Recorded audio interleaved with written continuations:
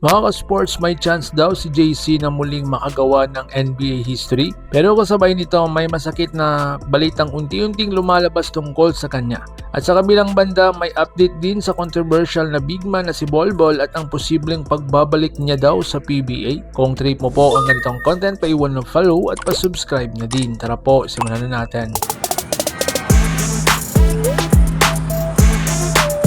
Mga ka-sports, kung magtuloy-tuloy ang strong playoff run ng New York Knicks, posible talagang na makabalik sila sa NBA Finals. At kung mangyari yon, si Jordan Clarkson ay muling makakapasok sa NBA Final Stage. Isang rare achievement para sa isang Asian American player sa NBA. Si Clarkson ay naging final player na dati noong panahon niya sa Cleveland Cavaliers kasama si LeBron James. Kaya kung makakabalik siya ulit, isa itong pinaka-rare na career milestone sa NBA journey niya. Pero ito po ang plot twist. Habang tumitindi ang playoffs, unti-unti ring bumababa ang kanyang playing time. Mula sa pagiging K-scorer off the bench, nagiging situational player na lang siya sa iilang laro. May mga pagkakataon na limited minutes lang siya, lalo na kapag dikit ang rotation at defensive matchup ang priority ng coach. Ibig sabihin, hindi garantiya na magiging malaking role player sa crunch time ng playoffs. Pero kahit ganon, importante pa rin siya bilang instant scoring option kapag kailangan ng offensive spark. At dito papasok ang reality sa NBA playoffs. Hindi palaging best player ang pinakamaraming minuto.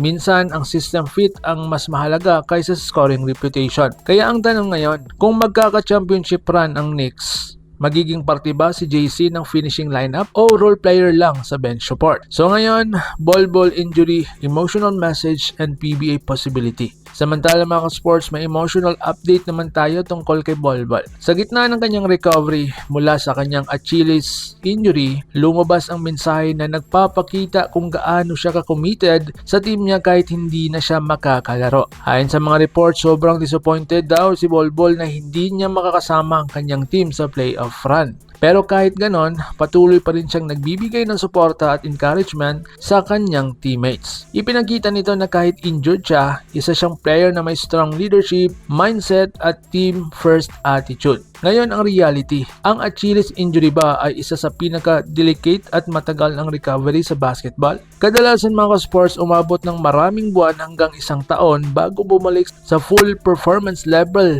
ang isang player. At dito po pumapasok ang malaking tanong. May chance ba siyang bumalik sa PBA o ibang liga after sa kanyang recovery? May mga coaches at insiders na naniniwala na kung fully healthy siya ulit, may future pa siya sa professional leagues dahil sa kanyang size at kanyang hidden potential. Pero ang final decision ay nasa kanya pa rin kung babalik ba siya sa competitive basketball o magpo-focus sa kanyang full recovery at long-term health. So ngayon mga sports, dalawang magkaibang kwento ang ating itinalakay ngayon.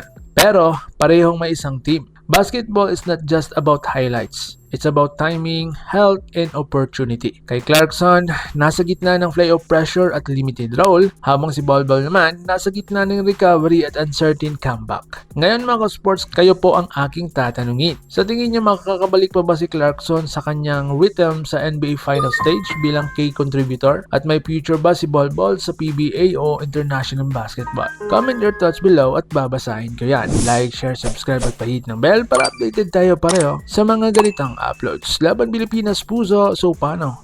Ingat po kayo. God bless us all.